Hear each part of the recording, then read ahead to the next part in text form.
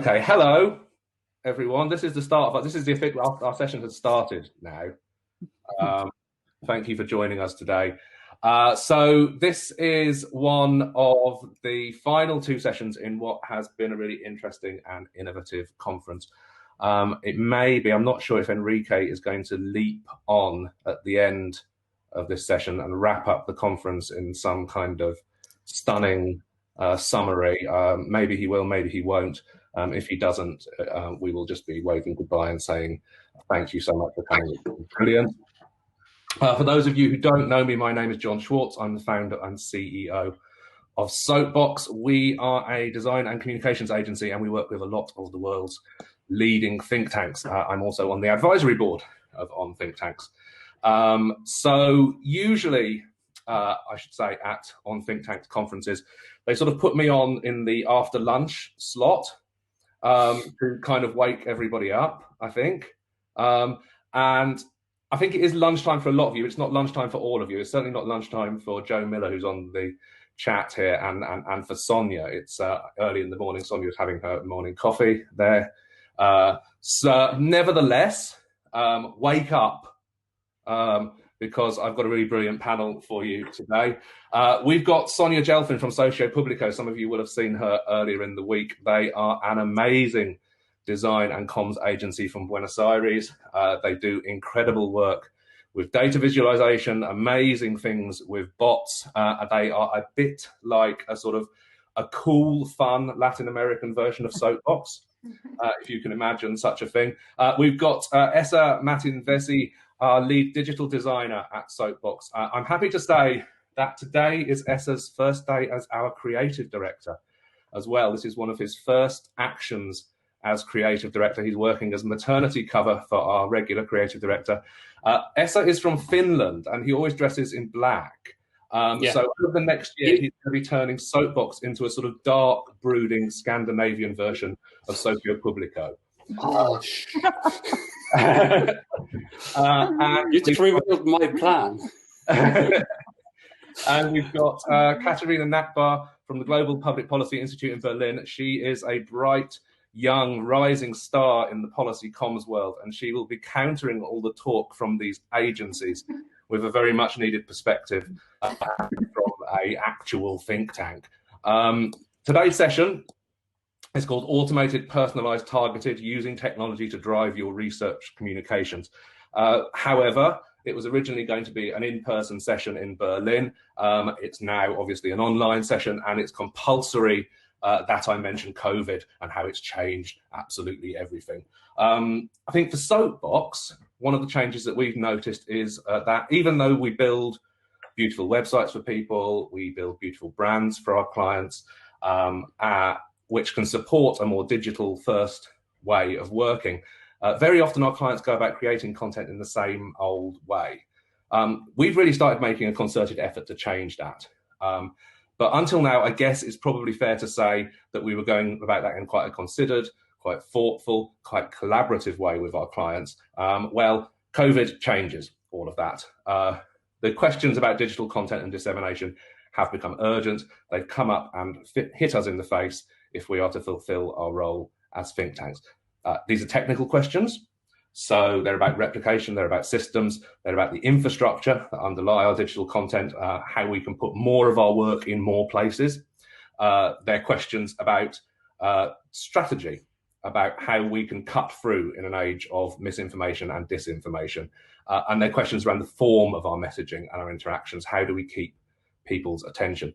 These are questions which our panel is going to start to address today, and then I hope that we will continue to address in the discussion afterwards. To kick us off, this is the technical challenge that we're going to do. I am going to try and share Esa's presentation. Esa is going to read from his presenter's notes, which we can't share on this platform, the presentation, but not the presenter's notes. Anyway, so I'm going to share the presentation. He's going to say to me, John, change slides when I need to change slides. Or John, click. John, click. In between us. Yeah. We might just change that would be much more digital. Yeah. And finish. What Esa's going to talk about is some of the common technical and design challenges that think tanks have in their websites. Some of the ways that we're approaching those in Soapbox to allow our clients to approach those problems with greater efficiency, to free up time, to free up budget, so that you guys can get on with working on really creative content. I'm now going to attempt to share the screen. I'm told that if you click on the screen when I share it, was I already sharing screen? No. Oh, good. I'm told that if you click on the screen when I share it, you will be able to make it big. I am going to open this and play this presentation here. Can someone tell me if you can see that properly? It says systems and patterns. Can you see it? Yeah. Yeah, you need to double check that. Full screen mode. Yeah, it's good? Yeah. Okay, Esa, go ahead. Yeah, maybe you want to also click the sharing thing. Yeah, the hide. Yes, thank you. Yeah. Okay. I'm hiding the finger now, aren't I? Yeah, now it went off. There. Good. Yeah, okay, let's see. Okay. This probably won't go without some technical problems, so do forgive us, but this is the nature of working from home and being connected but not connected in many ways. So the title of this presentation is Systems as Patterns, as you can see right there on your screens. John has asked us to make this brief, but we already can see that this is probably going to take a little bit more time than expected, so forgive me. But on that note, let's start. So one of my favorite Finnish radio series deals with language, and its slogan is "Mistä puhumme, kun puhumme jostain" in Finnish. It of course helps if you guys understand what this means. It translates roughly as what are we talking about when we talk about something. So in order to talk about pattern libraries, we need to first be on the same page here, which is why I'm first going to run you guys through some common definitions when it comes to digital design. Next, please. Regardless of the media which is designed to, we are always designing for a specific user in mind. When it comes to digital design, the user experience is and should be right front and center of our thinking. But what exactly is user experience? John, click. User experience refers to the singular and accumulated experiences that occur for users as a consequence of them interacting with an object in given context. Next slide, please. This gives us three main actors.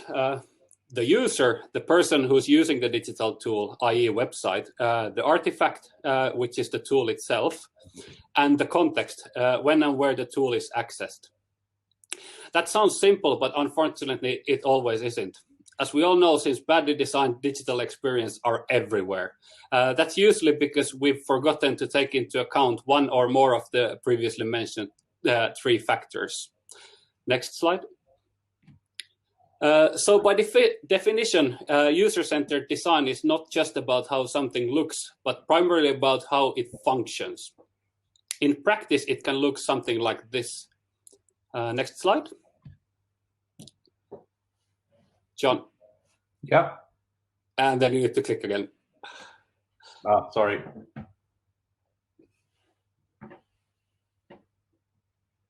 So this is Stockholm Environment Institute's website we've designed at Soapbox. If you click again, you can see it takes a very modular and systematic approach with reusable elements that each are defined by function they serve. And this here is a card component. At its core, it's a simple information architecture that does not inform any specific content or interaction. So effectively, we can abstract it to just gray boxes, which all carry a specific piece of content in its in their formation. This component itself is not yet a pattern. It is content agnostic. Components are interface chunk to be added to an overall layout, whereas patterns may be that or a variety of other things like behavior, flow, application motif, or something else. So how do we define a pattern then if we're going to talk about pattern libraries? Next, please. One of the pioneers of the systematic design for online, Nathan Curtis, describes a pattern as a global solution to a common design problem. Reusing known solutions is particularly handy because our brains are hardwired to pattern recognition. Furthermore, the more stimuli to choose from, the longer it takes us to make a decision on which one to interact with. When we are bombarded with choices, we have to take time to interpret them and decide, which is giving us work our brains don't particularly want to do. On the opposite end, recognizing familiar patterns make our lives easier because the time it takes to make a decision decreases and the number and complexity of our choices reduces. Next, please. So following the preceding logic, at its most basic level, we could say that the way the content agnostic card component we just saw becomes a pattern is when we introduce functions to it and are able to repeat these solutions over and over again. Click, please. And another click, I think. So this is, of course, where the content comes in. Once we have solved the problem of how do we feature a piece of content, we can use that solution everywhere we need to feature the content. And click again. So by designing components and ultimately patterns based on functions, we end up with reusable bits. A website is effectively a collection of all of these functional elements. Click, please. Personally, I like to think of it like playing with blocks of Lego, with the exception that we have total control over the shape of these pieces. This example from Pattern Lab uses atomic design principles of atoms, molecules, and organisms, and shows how everything connects on the website structure from micro to macro. Next, please. So now that we know roughly what patterns are, I hope, we can start to see how they can start to form a collection, which is usually called a pattern library. Next, please. But just to backtrack a little, the language around these systems can be a bit confusing, and even as practitioners use conflicting language from time to time. So here are the three main categories to know. A style guide defines the rules around the visual language. A pattern library offers reusable solutions to repeating problems, as already mentioned. And the design system is the overarching label that encompasses the guidelines and the tools. Next, please. As we focus here mainly on pattern libraries, I'm not going to other categories too much. Instead, we are now looking at the pattern library and how it could look like when built. This example is from IBM. Carbon is IBM's open source design system for products and experiences. With the IBM design language at its foundation, the system consists of working code, design tools, resources, and human interface guidelines. At its core is the pattern library and built functioning components. Next, please. This means effectively that there's one source of truth and the design and the code live together in one place. Here's an example of a button component. Next, please. So if we zoom in, we can see not only do we get a preview of how the component looks and behaves, we also see how it's being built. This is hugely beneficial for both developers and designers when the design and code lives on the same place. Next, please. For everybody else, this might be just extremely boring. Sorry, I think, yeah, now we jumped one slide too far. But leave it there, John, and I'll catch up. For everybody else, this might be just extremely boring. That said, the systematic approach has a direct link to the language we use and the overall communication of the institution in question. Next, please. For example, how to manage microcopy, which despite its name has a big impact on overall brand and the user experience. Although tools and systematic thinking do not solve the content, they can really help shape its delivery. And this is true on every single bit of communication that goes on the interfaces. So whilst we might overlook something like microcopy, it plays a vital role of establishing the institution's messaging and language. Next, please. On that note, the key benefits of using pattern library are: we'll have one source of truth, as mentioned, that ensures that updates are easy to roll out across the digital ecosystem, and we won't have accidental variations or hangovers from old code or designs. This means also that reusability and scaling up or down if needed is easy.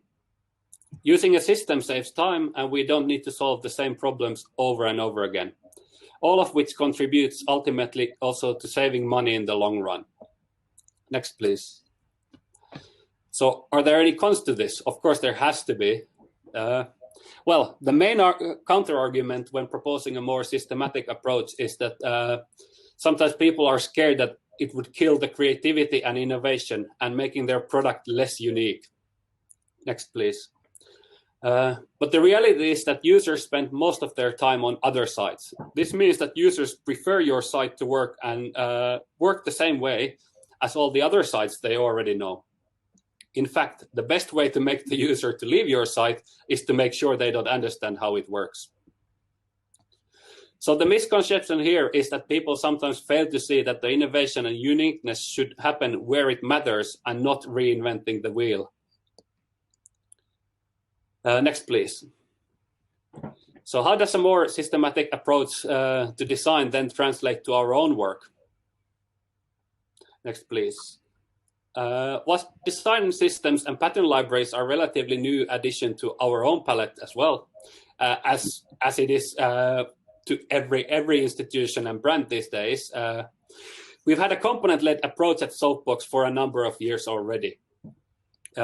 Next, please. We are currently also building an internal pattern library titled Ideatron 3000. I know, don't ask about the name. I didn't give name to this baby. But when ready, regardless of the name, it will enable a more cost-effective way to deliver small and mid-sized projects meeting the client budgets, and often being, in fact, to be able to offer more than what that money would normally get. Next, please. We have also had a number of bigger clients come to us during the past 3 years who have actually wanted a system of their own. So this might have been from a more simple component library to a bigger design system. And last slide, or next slide. As mentioned earlier, we also extend the systematic approach also to content creation. And I'm here to talk about design, but I'm pretty sure John is very happy to talk more about systematic approach on content creation. And we also seem to have Joe from Washington on the line, who is also happy to chat about that if anybody has more questions. Next slide. So as a studio, we are confident that this approach helps us to build more and better sites for our clients. So here's the previously seen SCI again. Next slide. And here's another example from Nuffield Trust. In their case, the system extended all the way to the use of graphs and data. Next slide, please. I'm going to take an opportunity to have a drink here.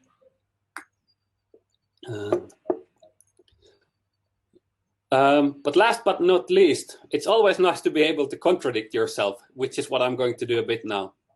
Whilst I really hope you've seen a glimpse of what designing products function first can mean in practice, although very briefly, we shouldn't forget the importance of how something looks, which is where the aesthetic usability effect comes into play. Next, please.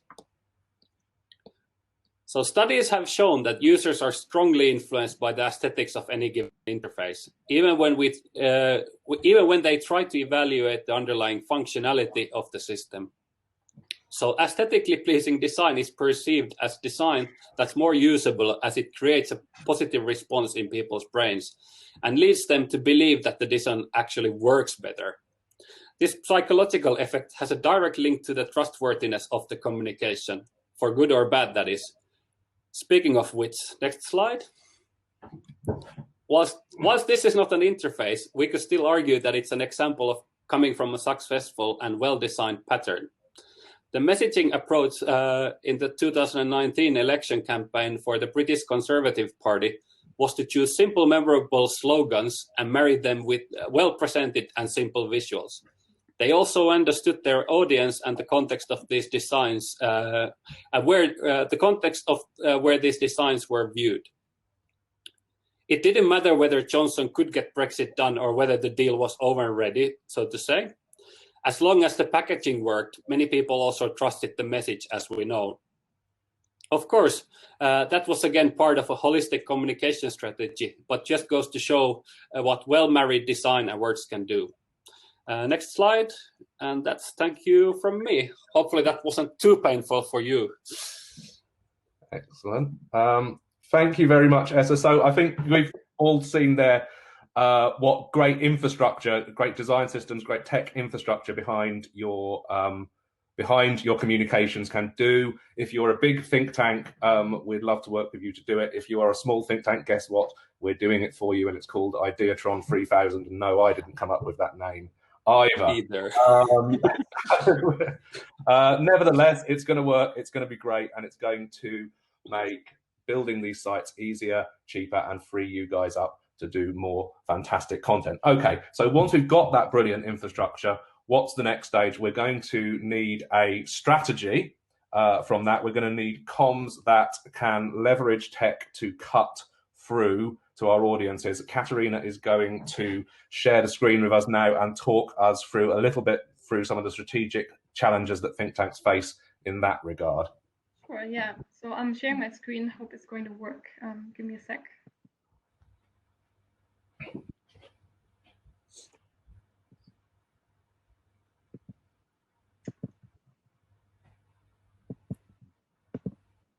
Okay, this should be working. Yeah.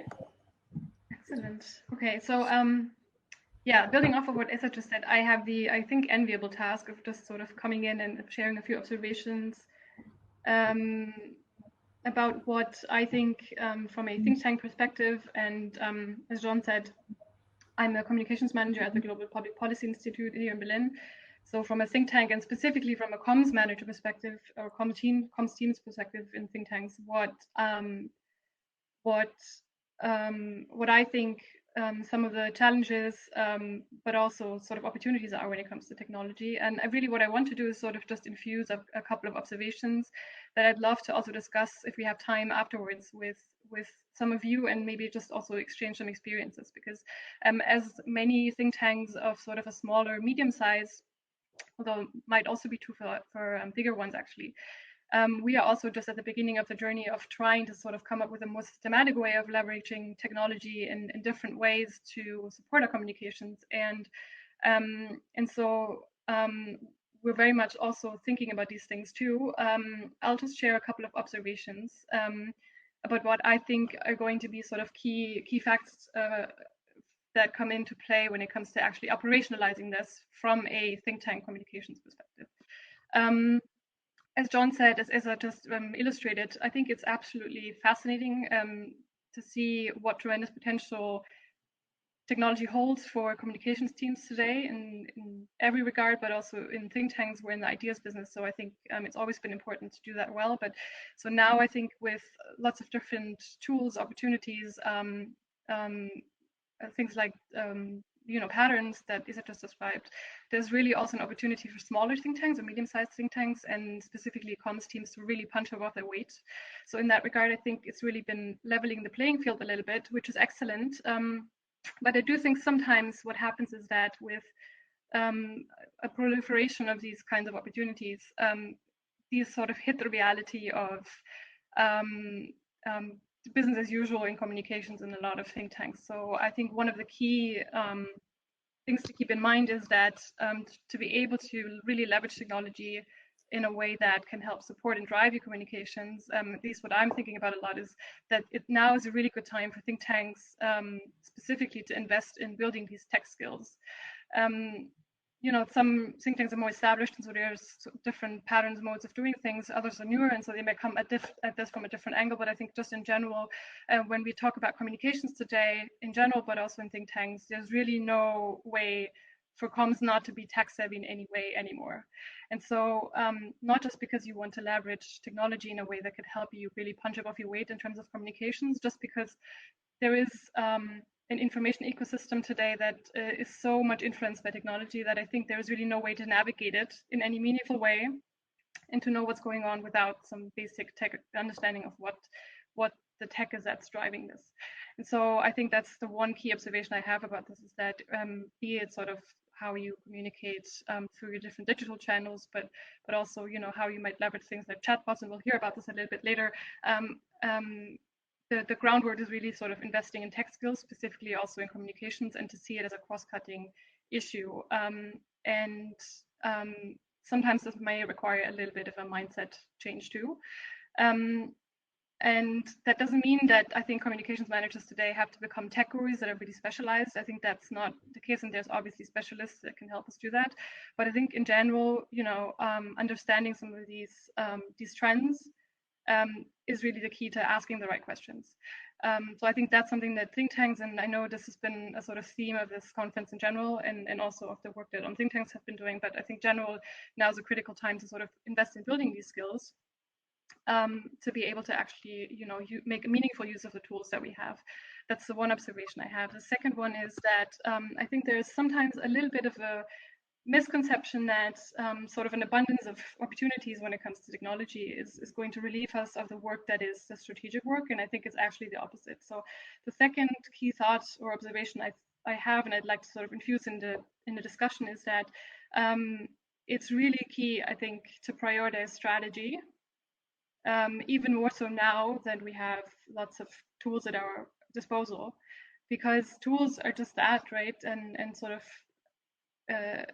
different you know, opportunities of leveraging tech are just tools without the strategy. And so, you know, I think that the clarity about the objectives that you have in communicating is as important as ever now that we have sort of noisy information ecosystem to cut through. Knowing your audiences and what messages you're trying to get across to whom matters more than ever. And I think, again, this is especially true for smaller and medium-sized think tanks that may just be starting out or may not have, you know, years and years under their belt, but also maybe smaller networks. And I think sort of being smart about how we actually sort of deploy the technology is extremely important, and the strategic work of that. So I'd be quite curious also to hear from others what you have found in terms of making that work. But I think this is really critical for that to work. And the third one that I have a sort of question I also would like to pose to everyone who's listening and tuning in, because I think there can be lots of pressure on communications today from management, maybe from funders, from partners, colleagues in research, to sort of hop on every new bandwagon when it comes to technology, sort of kind of go and really use tech to drive communications, to get the message across, to get the ideas, sort of the audience that they deserve. And that's great. I think there's been a real mind shift in that, and there's curiosity. But I also think that it's still our job as communications managers to think long term. And so I think this is going to be a real challenge going forward, is with all the different opportunities to still be able to take a step back and take a longer view and think about the different sort of long-term repercussions of employing different tools or not, potential reputational costs that things like you know, micro-targeting may hold or may not hold, but to be able to take that step back and actually think about these things, think them through, because at the end of the day, we're think tankers, we're in the ideas business. The credibility that we have is really our biggest asset. That hasn't changed despite all the different channels that we now have. I think it's actually the contrary. And so it's not just about what works and understanding what works and being able to pose the right questions, not just about the strategy, but it's also about sort of understanding your role within that bigger ecosystem, and to be very mindful about deploying different tools or not, using different technology or not. And I think that's a bigger discussion that needs to happen, not just in communications teams, but within think tanks in general. But I would like to sort of push this thought of taking the longer view and looking at what's behind the curve, because technological change is so rapid that's a function that I think communication still very much has to play. And so it's a real balancing act, I think. If anything, comms is becoming more challenging. It's more interesting, but it's also more challenging in terms of navigating these different opportunities and challenges. And that's something where I would be extremely interested in also hearing other people's thoughts, because that is not going to go away. Yeah, and those are my thoughts.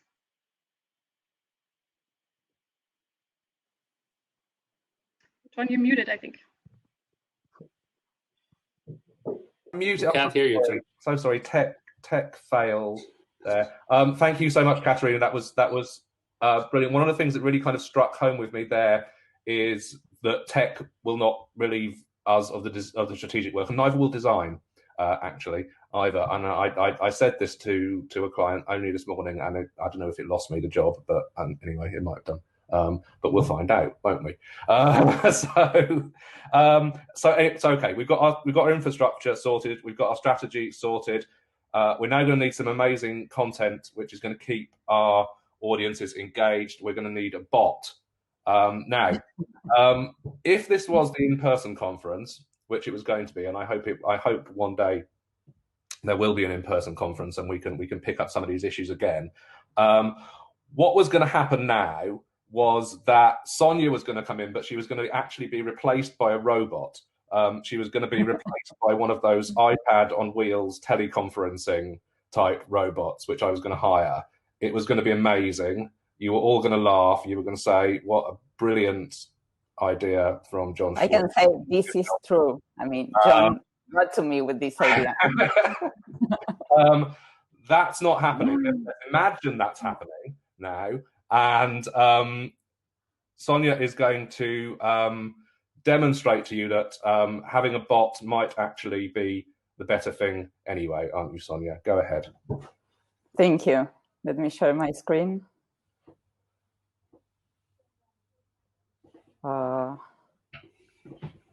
Okay, here we go. So, do you see this? Is this working? Yeah. Great. Okay, so hi, this is the last presentation. Oh, sorry, this is going by itself. Okay, let me try. It's the bot that's rebelling. He wants to do the job. So this is the last presentation of the conference and might be as well my last presentation before this task is handed to a bot. Because actually, as you probably know, there are bots doing nowadays the most amazing things. Like, for example, during Argentine presidential campaign a couple of months ago, the president, the actual president now, but candidate then, had this bot where he could answer questions from the potential voters, and he got elected. So I guess this bot worked very well for him. I would like to talk to you today about how we are experimenting with bots as a tool to communicate complex ideas. But my question is a bit odd, maybe, because I would like to try to think with you about what can we learn from bots. And, you know, generally, we've heard that bots learn from humans.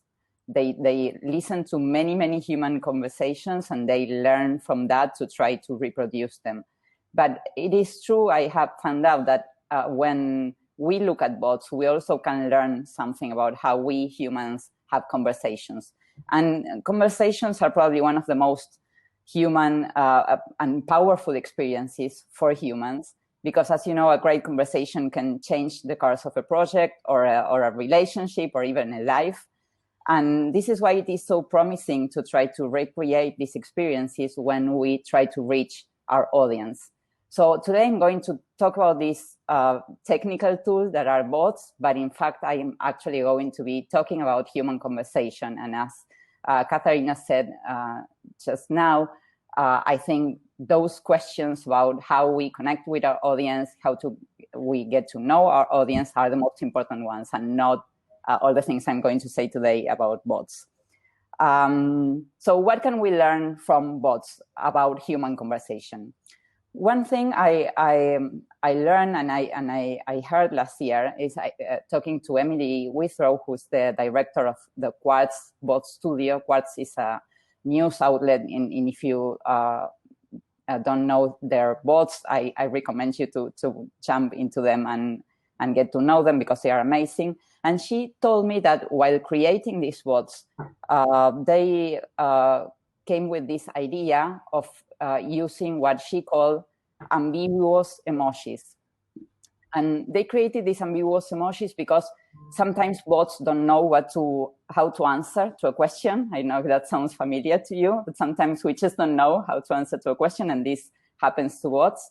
And so they decided to use this ambiguous emoji to respond in those cases. Instead of the bot saying something just, sorry, I didn't understand you, they tried in this. So, for example, if a user said to a bot, you're a stupid bot, then the bot will reply with this emoji of doing the nails. And in this case, it would mean something like, I don't care, you can say whatever you want, I'm doing my thing here.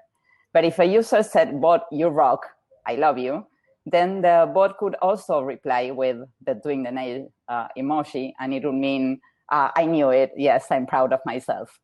And what's interesting here is that actually the meaning of the emoji is something that's being put by the user. So that is why it works, because we users tend to complete the conversation, tend to add meaning to the conversation, to the words of the other people we are talking with.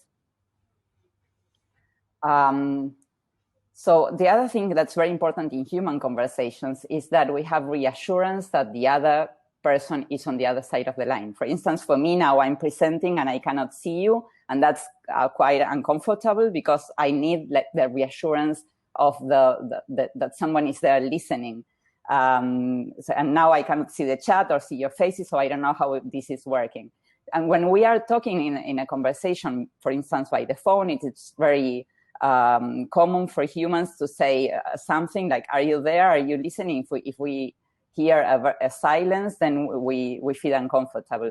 And when we are chatting with someone on the phone, we need those 3 small dots that tell us that someone is writing. That's also a way to have reassurance that someone is on the other side of the conversation. And at the same time, when we see those little 3 points, the ones I've shown you here, it is also like a moment of suspense. Like we don't know what's coming after that. You know, what is this person writing to us?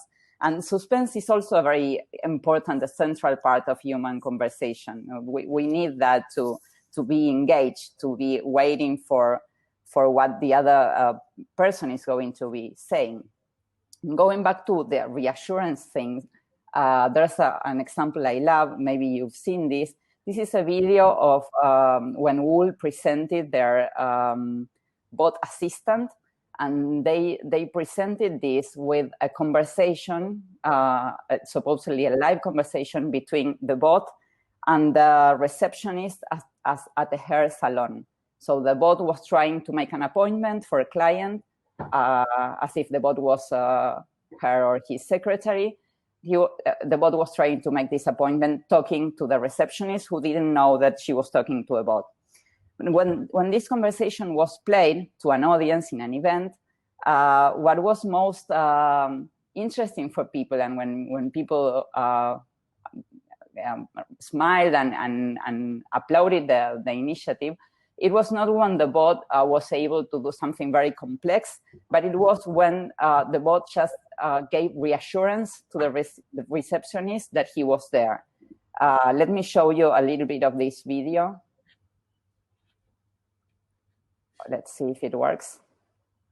So what you're going to hear is the Google Assistant actually calling a real salon to schedule the appointment for you. Let's listen. Sorry, do you hear this well? Yeah. Great, thank you. So what you're going to hear is the Google Assistant actually calling a real salon to schedule the appointment for you. Let's listen.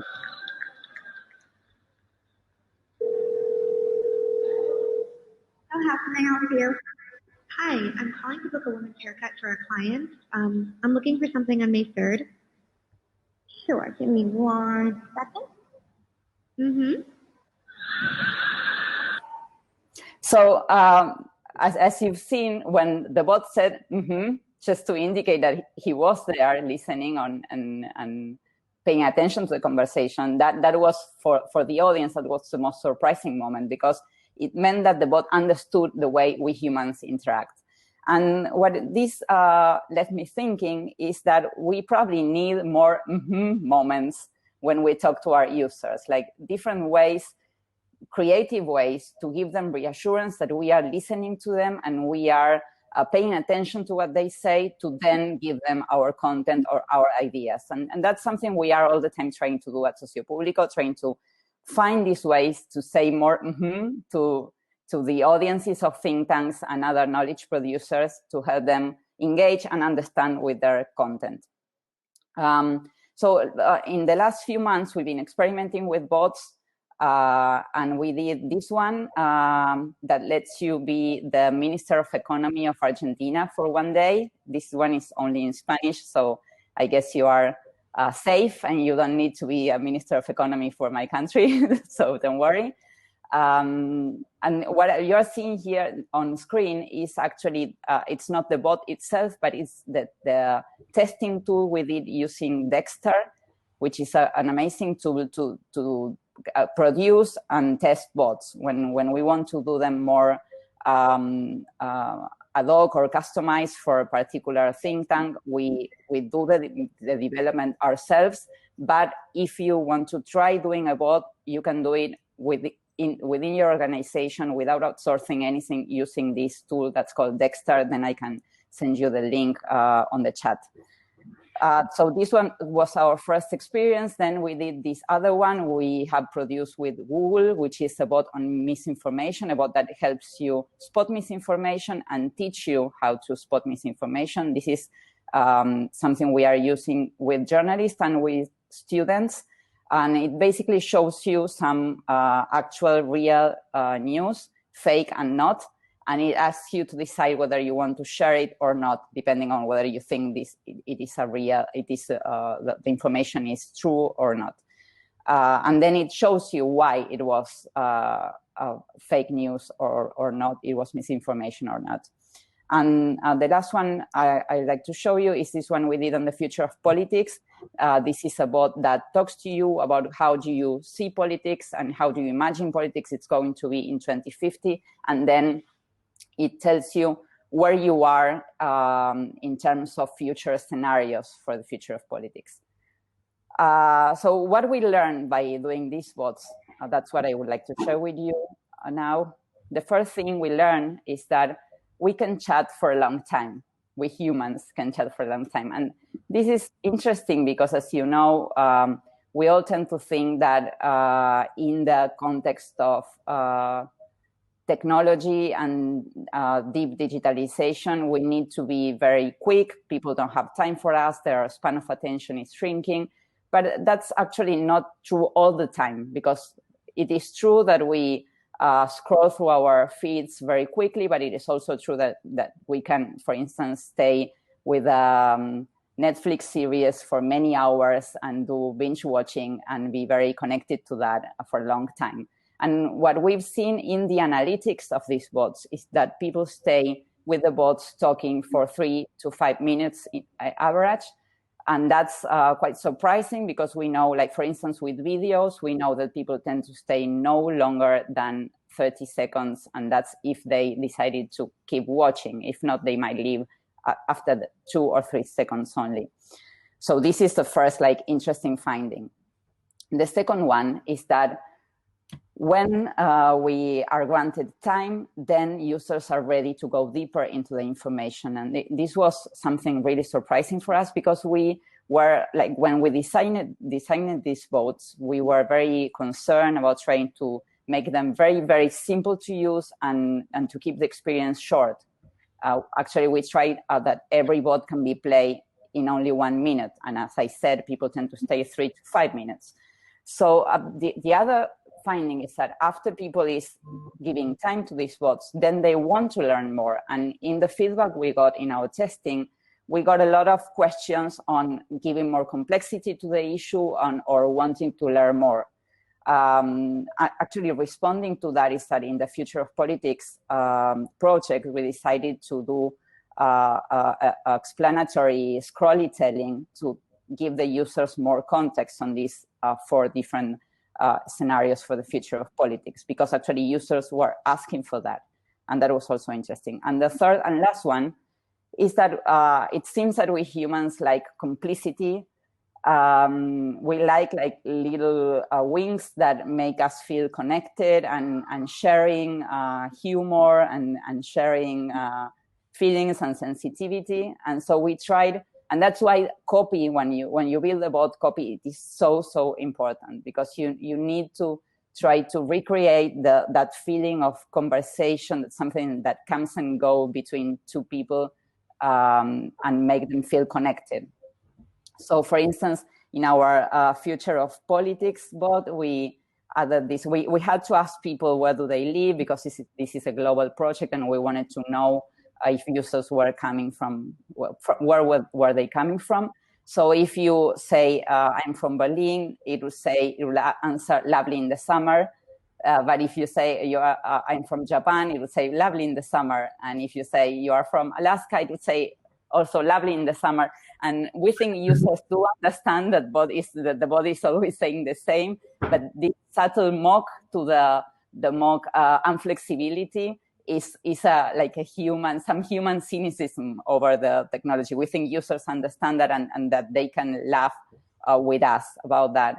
And also in the bot about being a Minister of Economy or a Secretary of the Treasury, you could choose your own avatar to personalize your image while you were chatting with, actually there you will be chatting with the president, who would be your boss, and he will give you instructions for you to be a Minister of Economy. And there, if you've chosen to be gatite, which is the way to say in Spanish a cat that is not he or she, then it will talk to you in a gender-neutral language during the whole conversation without saying anything else, but just understanding that if you've chosen the avatar that's called with a name that's gender-neutral, then it will talk to you in that way. So these are little wings that add to the experience. So both seems to be giving us more time with our audiences, more depth, and some complicity. And these are all things that we already knew that are very, very important to human conversation. But bots are helping us prove that, put numbers into that, and try to help us remember that even though technology and bots can be very helpful, connection, time to talk to others, to listen to others seems to be behind what makes for a good transmission of complex ideas, and should be behind our strategy, as Katharina was saying before. And this is, if you want to take something away from this presentation, please remember that if someone asks you a very, very difficult question, you can always answer with this.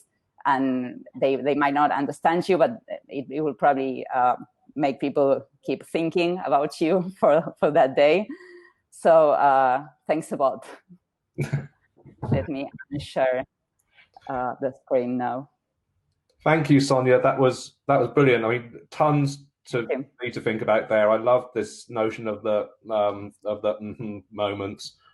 That's, you know, we talk about feedback a lot in UX design at Soapbox, but kind of considering it through that more human lens is really, really interesting. We have a question for you, and I'm going to open up the floor for anyone who wants to put a question in the chat. You're very welcome to. I think you can all just jump on and participate in the session if you click the blue participation button. And I know that we have people in the audience. We've got Joe, we've got Aidan, we've got Louise, we've got Erica. We've got a bunch of people who know lots of things about this. So do feel free to just kind of jump into the session if you want to. Our first question is for Sonia. It's a very think tanky question, actually. Sonia, have you written a paper on your findings about bots in communications? Well, would you for us? there's a, well, I have, so I think I'm connected to think tanks. I'm somehow already part of think tanks. There's an article, but that say mostly what I've said, what I just said. But this gives me an opportunity to do some advertisements on the new on think tanks report. So there's an article on this covering mostly what I've said. But if you want to share this with the colleagues, you will find it there. And we have written about the whole process of designing one of these bots I mentioned. I'm not sure if this is already translated into English or we only have it in Spanish, but if it's not, it is going to be available soon. So I can share that with you maybe next week if it's not already in English. Excellent. And yes, there is stuff on this on Think Tank's annual report. There is also some stuff around sort of pattern libraries and automation in there in our article as well. As always, the On Think Tank's report is absolutely brilliant. Erica has done a brilliant job. And if you haven't read it already, shame on you. Don't leave the session to go and read it. Stay in the session, then immediately go and read the On Think Tank's annual report after that. Katharina, we have a question for you. Many communication teams and think tanks have come from traditional media backgrounds and are having to adapt to a different digital environment. Do you think think tanks should be looking to recruit their comms teams from different places? Yeah, that's a good question. I think, well, I will start saying that I don't think there's any ideal team setup for a think tank communications team if you have the luxury of having multiple team members. But I do think that sometimes, especially in more established, and that's not just think tanks, by the way, I think that's all organizations to an extent, but think tanks are no exception. I do think that especially in the established ones, there is a certain sort of, if you have a certain division of roles and labor within the comms team, I think that can predetermine what you're doing. And I think especially in more established organizations, that can be a problem, as in that you're very much thinking in terms of lanes, right? You're thinking in terms of the press lane, and you may be thinking in terms of the social media lane, and so especially sort of the very sort of narrow focus on press relations, for example, that has changed dramatically. I think being a press officer today, what does it even mean? I think, and so I mean, journalists know this, the media know this. And so I think it's becoming harder and harder to do your job if you're very narrowly defined doing press relations or media relations. So I guess if you were to build a comms team today in a think tank, I think it's definitely a good idea to have people come in who are from different backgrounds.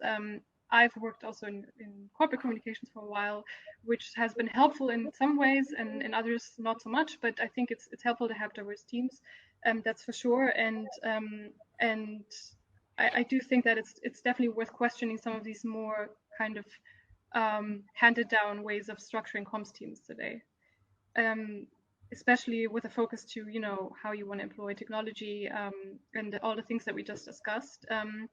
So if you hire, I think it's very much worth sort of thinking about if there are other kinds of skill sets that you haven't even thought about that might be actually worth looking into and then helping you drive your comms forward. So yeah, I do think that's helpful. Can I add to that a little notion? It's coming from design point of view, but applies to every single discipline, that I think it's very important to hire people who are able to adapt and can understand different disciplines. So for example, on the design side, it means that somebody might be very, very good at visually doing design, but if they, for example, can't understand the communication side of it, they can't be good at designing, for example. And same comes to us working with communication directors, for example, and comms people, which is the people who start to speak your design language. The more you interact with them, the better the result, because you are more embedded with each other. So I would definitely place on, it might be difficult on recruitment to dig that out, but on skills that are people who can adapt and people who can definitely understand multiple worlds and not just the little sphere that they might be inhabiting themselves. Yeah, I mean, certainly, I think, you know, this is something that I think about quite a bit, because we work with think tanks of all shapes and sizes, and we encounter internal designers, internal developers, as well as the more sort of press-oriented and strategic-oriented comms people. One of the issues, unless you are a large think tank, we do work with some very large think tanks in DC who do actually have sizable internal design teams. And I think if you are big and can afford it, then that's great. One of the issues I think that we have is that sometimes we work with people who will have a single internal designer or even a single internal developer. And it's quite difficult, I think. I mean, I would say this, obviously, but it's quite difficult for think tanks to recruit for those people, first and foremost. And it's very difficult for think tanks to develop those people, first and foremost. So we have designers who work for us who've gone from junior designers up to, our creative director who's just gone on maternity leave, that actually started with us 10 years ago as a junior designer. So we can develop people. Within a small think tank context, it's quite difficult to develop a designer and to not get them to just leave actually after 2 years. And I get approached by an awful lot of internal designers in small think tanks who actually want to work for us. So I won't tell you who those people are, obviously. That happens. Any other questions? I will add that Joel just shared a helpful diagram that can help you think about different functions rather than roles.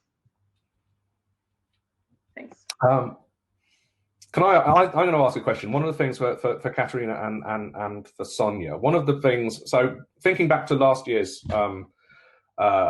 conference, which was about public engagement, one of the things that our clients, often say to us is that they want to engage a wider public and they want to do it through social media.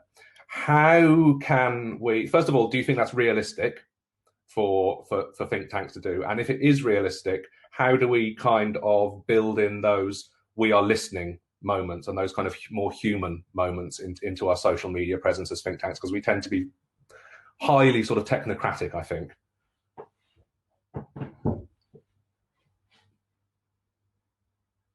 I think you're muted, Sonia. I was asking Katharina if she wants to start, but no, let me just say something brief. I think when it comes to social media, it is all about being there. Like I guess the problem with organizations is that generally you have someone taking care of social media, but also doing many other things, or that sometimes don't have the time to be there all the time. So usually you would have a strategy that says that you are going to post, I don't know, once a day or twice a day, and then have 2 interactions after that. If you're lucky, if you can do that. Some others would just post, I don't know, twice a week and without interactions. And some think tanks even decide not to interact, not to engage with users, because of course that's dangerous and comes with lots of difficulties and well, things can go wrong, and we all know that. But if you want to say to your audience, you need to answer. I mean, that's the only way. And you need to think that what's most important is not your first post, but what's going to happen after your post when people start answering and replying and saying their own stuff on your ideas. And that's a change of mindset, I guess.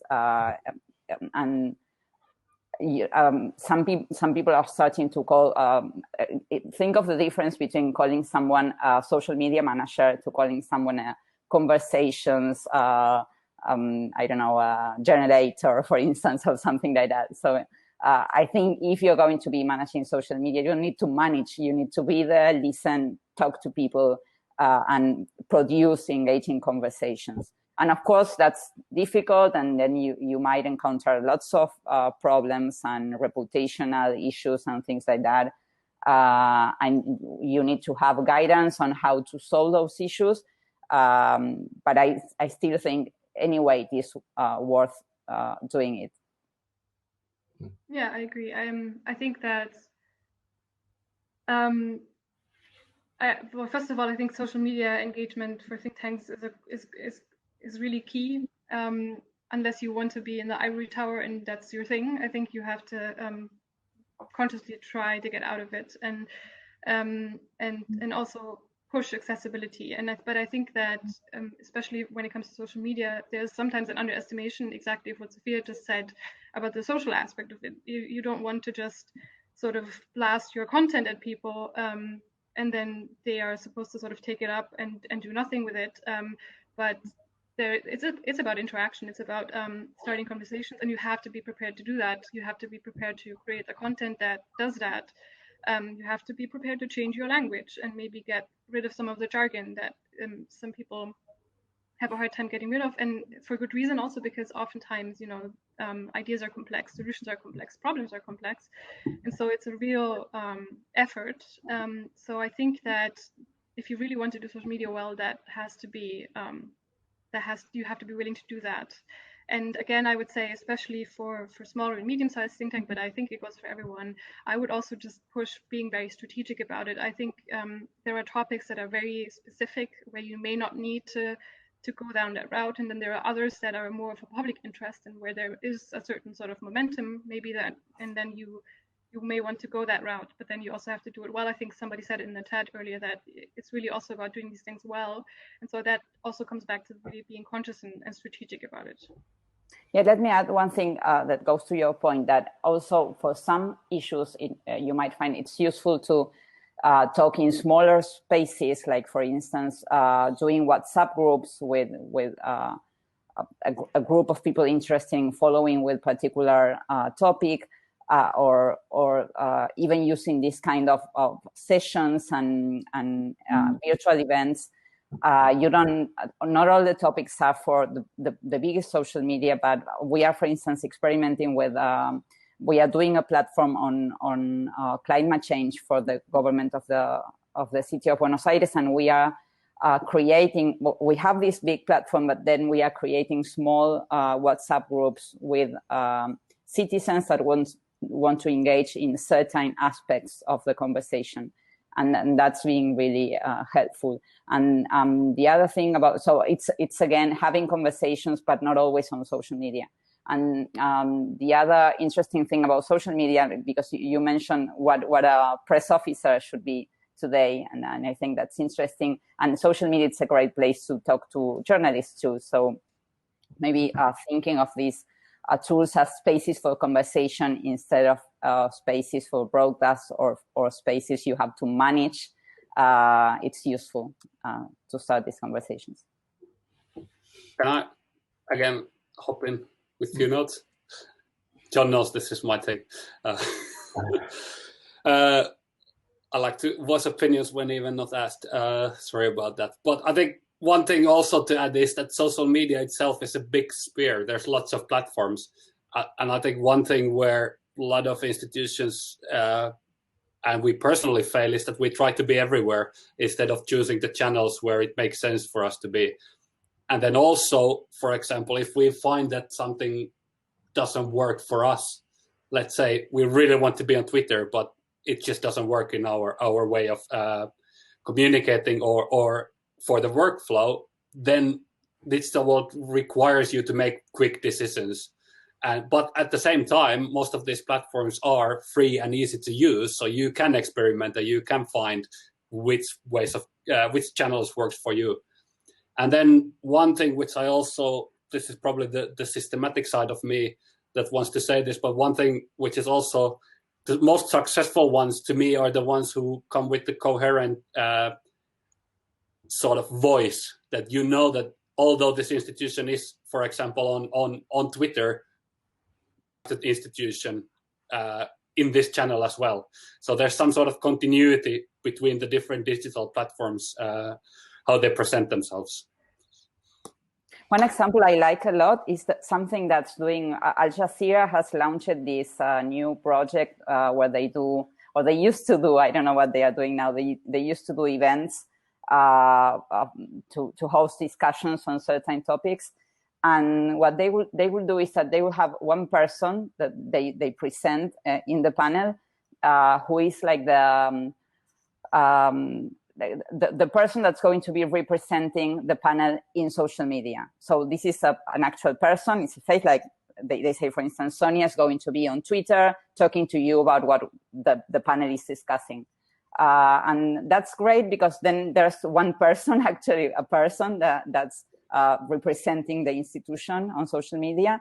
And this person can interact very freely because it's she or he don't need to talk like if they were an institution. They just can talk as someone who is at that moment representing the institution. And that's like a very simple tweak, and I think it works beautifully. Yeah, Erica just gave this person a name, online person. So the online person is the one we're definitely going to have. We've got some other questions in the chat. Aidan is interested in the balance between recruiting comms people with technical skills versus people not necessarily with those skills, but with curiosity about those skills. Michael is curious about those, who might want to build up those technical skills. If we've got any recommendations as to where we can get them, and I'm going to come on to the funding question in a moment. I should also say, by the way, Aidan, if you do want to jump in on this topic of how we can communicate in a more human way, sort of via social media or in mass ways, then I know that's a big focus for you guys. So do feel free to jump in either in the chat or indeed press the blue button. How can we upskill people? Should we upskill people? Any answers, Esa? Where do people go and learn about design? Well, I guess this comes to me under the same umbrella which I was saying before about hiring people who are naturally curious and want to know about other things than their narrow path that they're already on. So, for example, somebody mentioned, I think, on the chat about like coming from more traditional means of communication to digital platforms. Well, that's precisely what I've done myself. My core of my career this far has spent on magazines and newspapers, and I've accidentally found myself doing digital design some years ago. But all that, what I've learned on communication on printed matters, carries a massive benefit when it comes to digital content. The content itself isn't that different. It's just I've had to learn new ways of understanding new platforms, for example, and slightly new design tools. But at the core of it, to me, is that what I need to understand is communication. And if I don't understand that, I can't design to any of the platforms, whether it's a printed paper or a website. So definitely that sort of the curiosity is at the core of it to me. Fabulous. And I think Joe made the same point there on chat where he says, I can teach someone technical skills. I can't teach them to be curious. So I very much second that. Yeah, I agree with that from my own experience as well. I'm completely self-taught as a designer. I'm not a proper designer. I employ proper designers now, which I'm very happy about. But I'm. So you think? Aidan is going to join us, and he's going to talk about human-centered communications, I hope, and how we can combine that with tech. Hi, Dan. How are you doing? Can you hear me? I can hear you. Go ahead. Yeah, absolutely. Like a presentations guys and and insights. Love your stuff, as you know. I think the importance for me, and apologies in advance, by the way, you might see a cat kind of walking past my screen in a second, but the technology for us has always been kind of important, but secondary to what the actual kind of message and understanding of the audiences are, and it's just a different way to execute it. I think that the thing that we've been focusing on for the past few years has been identifying, trying to encourage making a human connection with target audiences, and looking, maybe beyond the policy, like, the details of the policy, at what the bigger kind of like, the bigger frame, like, framing conversations are around, around the policy debate. So, like, well, on the one hand, you've got policymakers who are interested in, like, the detail. There are kind of like also, framing conversations that need to happen, like, where think tanks need to develop, their relationships with a broader audience than just the immediate kind of beltway, etc. So, I mean, I think that's kind of like, in a nutshell, what our, what our thoughts are on that. And basically, understanding of the audiences comes with understanding of what platforms they're on, what kind of content they like to consume, and all the rest flows from there. Absolutely, sort of audience and content focus. Absolutely, first and foremost. We have a question about funding. How do you fund comms people? I don't have much to say about this. What I do have to say about it is there's a really good article by Helen Dempster on think tanks about what you should say about funding communications in project proposals. And if you follow her rules, you will get more funding for your communications. But you will also, I think one of the key points to sort of take out from that is that donors very frequently say that they want innovative communications. They very frequently also then let people get away with project proposals that do not include innovative communications. So I think we can need to ask the donors to actually, put their money where their mouth is. And if people put in proposals that don't have innovative and useful and the right budgets for communications with, then they should send them back and say, please put this back in again with better comms budget. But also you should challenge yourselves as think tanks to make sure that you're doing that. That's kind of all I have to say about funding. I'm sure I'm aware that's not a very good answer, but if anyone else wants to sort of jump in, that would be amazing. Anyway, I'll just add real quick from a think tank perspective. I think it has become much easier to make the case for communications funding. Also, I think my experience is also that it's actually sought after more. Then you have to deliver, obviously. I think that is sort of, it goes both ways. So proposing innovative comms also means that you have to be able to follow through and you have to really be thinking about this. But I think generally just being a little bit bold and kind of making good proposals, obviously, but then also really making the point specifically that that communications is as important to getting the message across in the content. And I think that that's become sort of easier and easier. So I think just being a little bit bold and trying to come up with ways of like maybe doing a pilot here and there and just being a little bit, yeah, I don't know, curious and also trying things. I was going to say that, sorry, Esa, do you want to go? Go, Sonia. No, I was just going to say, I haven't read Helen's articles, but maybe she mentioned this, that if as an organization you approach your communications agency very at the beginning of the process, even before applying for funding, you would find, we do that a lot, and I'm sure Soapbox does too. We do work with clients to help them prepare their presentations or their applications, so that they can include bold ideas from the beginning and have like an estimation of the costs, and then generally it might be easier for the funder to understand what you are hoping to do, and then decide to do it, to go ahead with you.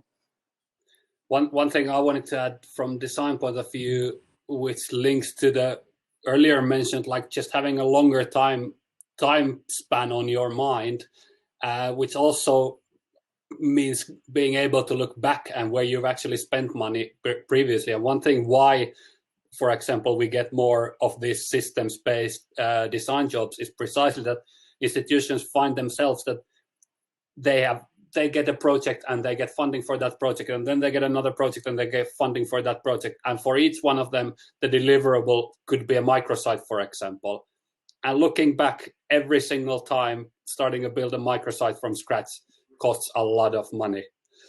Whereas investing that money or that budget ones which could seem as a little bit more as a bigger one-time expense to building that, for example, that toolbox that then allows you to much cheaply do those products and later on actually saves you a lot of money on the long run.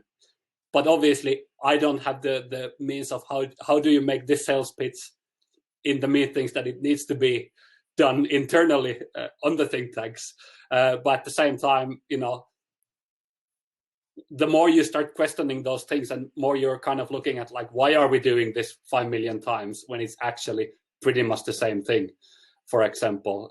Of course, there's political and budget restrictions on it, why it has become this, but there's no reason to question should we always function like that and start breaking the patterns.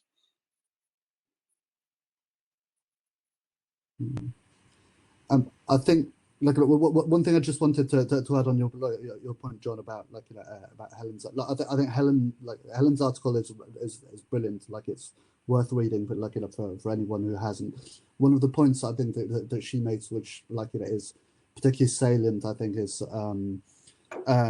she started talking about, rather than talking about cons, she started talking about impact, and I think that's that's maybe a really useful kind of rule of thumb, where sometimes the word communication comes with a certain number of assumptions, and actually when you talk about impact, I think you're broadening out the conversation, and I've taken that from her article, and I think it's a really good read.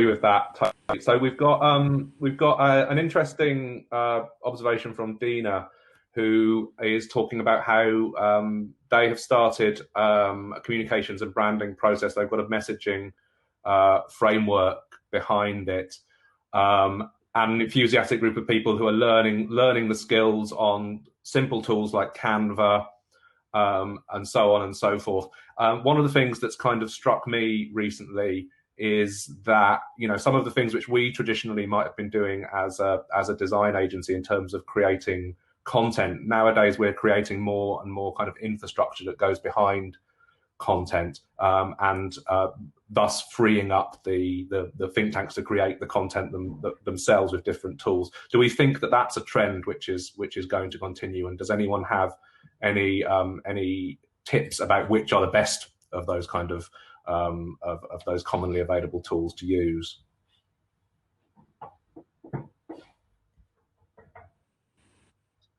Anyone? Well, I mean, I will say that obviously there's more and more sort of out-of-the-box tools for design, for data visualization.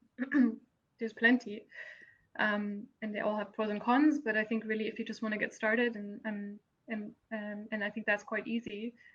There's really an abundance of tools that you can use to do these things.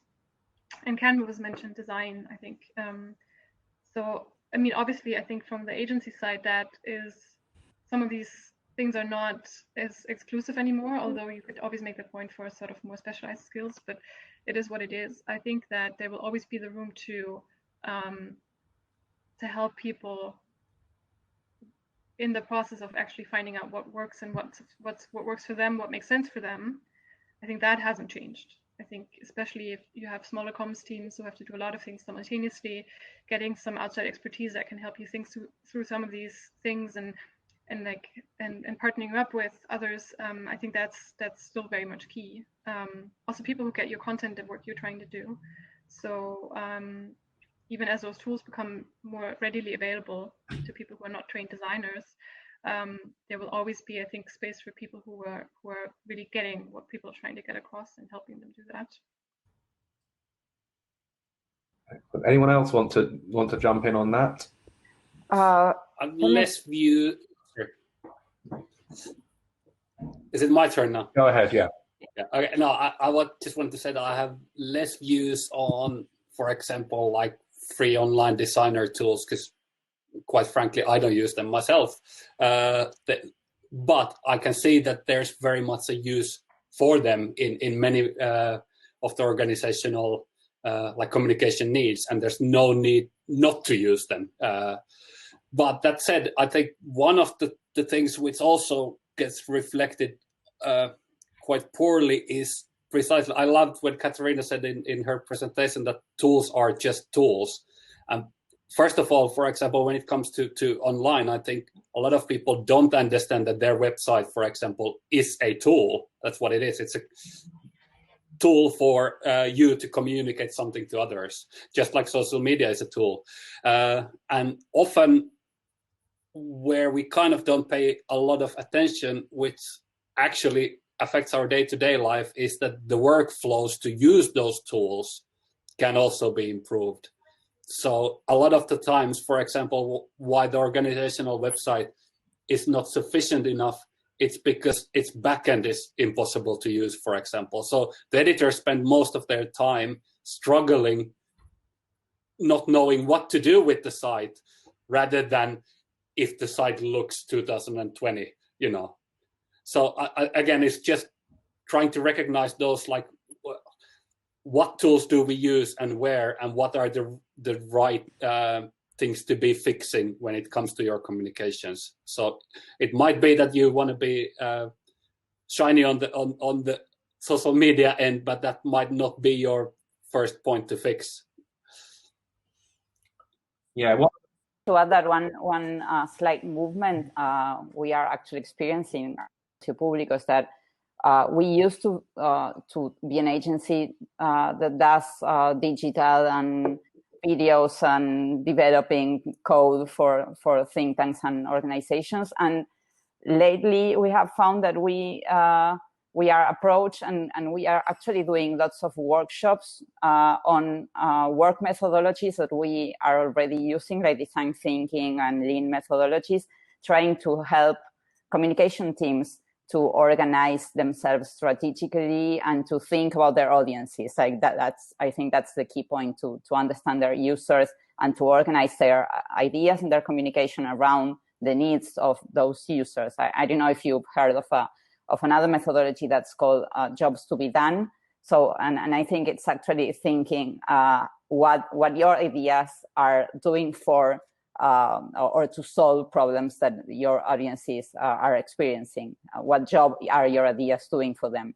And so lately we've been helping, and this goes to how important are the tools or the messages, the actual messages. And I think we can now help and work in partnership with organizations to try to think about those like big questions on how to think of your audience and organize your content around them, instead of thinking about the new website or the new data visualization. And of course, we are still doing those things, and that's what we do for a living, but they need to be complemented with that view, because if not, they just, you can have a great project, but then it won't be sustainable.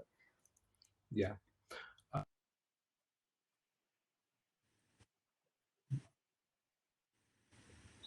Frequent in hand with the kind of infrastructure and foundational work that I'm kind of talking about. So we are building strategies for people, but then we are building the tools for them to implement those strategies and helping them upskill so that they're able to implement them internally themselves. And another thing that I've sort of noticed, I mean, really, you know, the sort of, again, COVID kind of accelerates this whole process. And one of the things that I've noticed over the last few days is that you know, in terms of mass communications, our tolerance for lo-fi things is probably greater than perhaps we thought it was, and possibly greater than perhaps designers like me want it to be. Certainly, if you were to look at Chatham House's Twitter feed now, you will see lots of Chatham House people chatting to each other in you know, things that look pretty much like a video of the discussion that we're having now, and you know, people are watching those, and it's fine. And so that's an interesting thing that I've been talking to clients about. So we've got 3 minutes left. Does anyone else in the chat or any of the other panelists have any further questions, or are we ready for me to wrap us up? Hello, Claire.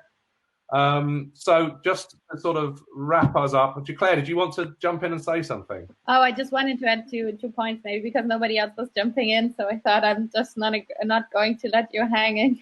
I thought, yeah, two interesting side effects. I think one is maybe that people now, researchers, might value comms work much more after this crisis.